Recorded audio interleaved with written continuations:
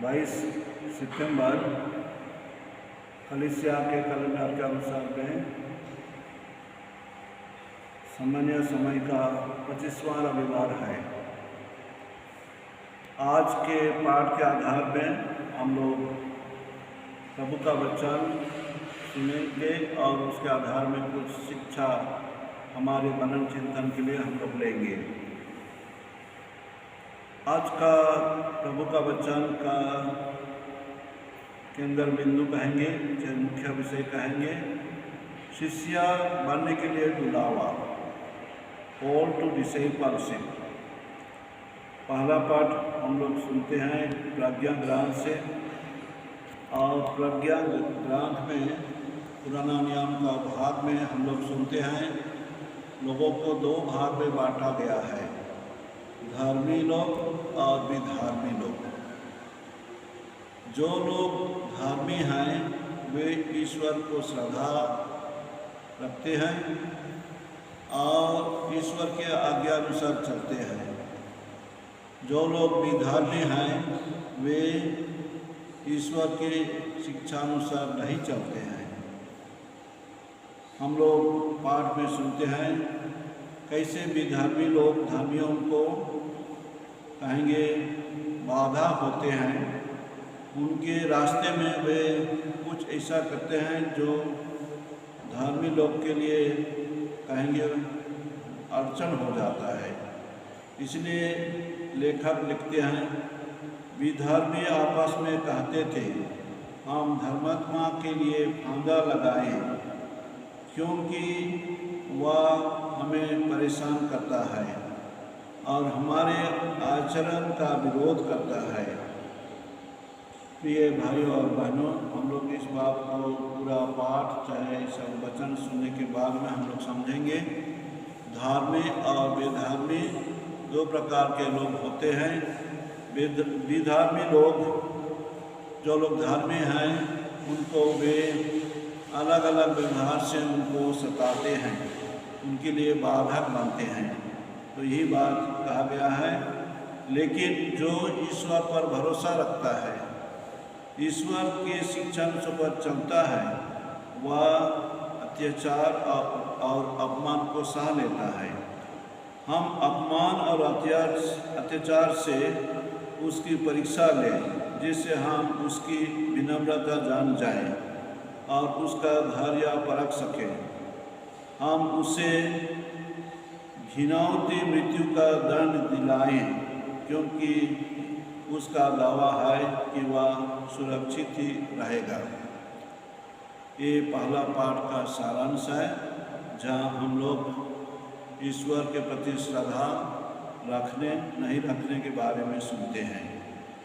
और सुसमाचार में आज सुनते हैं हम लोग कैसे मसीहा का जो मिशन है, जो उनको करना था, उसके बारे में सुनते हैं। लेकिन यहाँ हम लोग सुनते हैं यीशु ख्रीस्त भविष्यवाणी को वे कहते हैं, मानव पुत्र मनुष्यों के हवाले कर दिया जाएगा, वे उसे मर डालेंगे और मार डाले जाने के बाद वह तीसरे दिन जी उठेगा।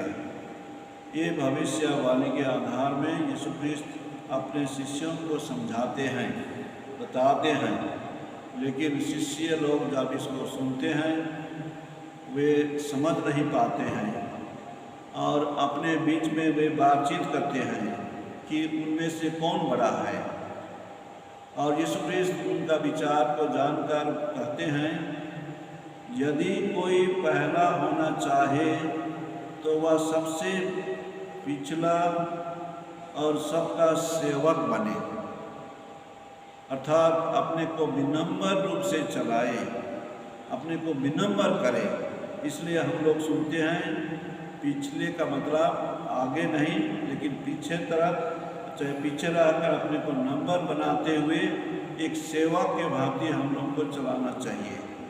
हम लोग इस विषय को हम लोग सुने हैं पहले मरकुस का सुसमाचार 8 अध्याय में, आज सुन रहे हैं 9 अध्याय में, और फिर आगे चलकर भी हम लोग 10 अध्याय में सुनेंगे।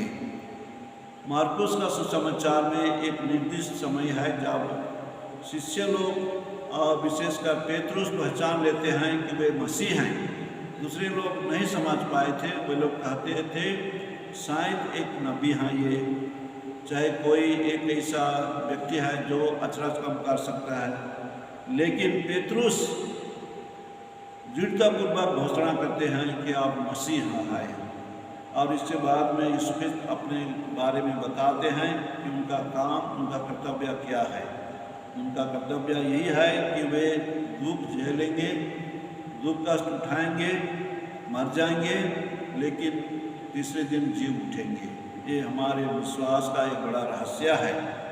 हम लोग नहीं चाहते हैं दुख झेलना, कष्ट उठाना, लेकिन यीशु ख्रिस्त का जीवनी में ऐसा हुआ। और नाजरेत से यरूशलेम जाने का रास्ता में यही बातें सब सिखाया गया शिष्यों को।